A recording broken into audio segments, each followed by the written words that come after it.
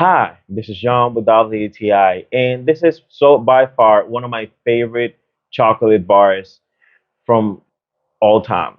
This is the Hershey's Cookies and Cream. So one thing is that my favorite chocolate is white chocolate, and having the mixture with the cookies, the cream, the white chocolate flavor, it's pretty good.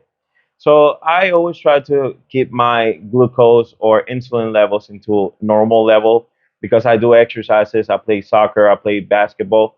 And if I don't get something sweet while I'm playing these games, I will get a severe headache. And it actually does really good to me. So, and even while traveling to have a snack, I work from home. So every time that I'm having a sweet craving, I would just go there, get just a one or two of these cubes from these Hershey's, and it's pretty good. It just tastes great. You can actually mix this up with my oatmeal that I would do sometimes.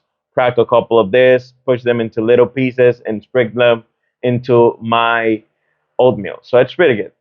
So this was John with WTI, and that was my point of view.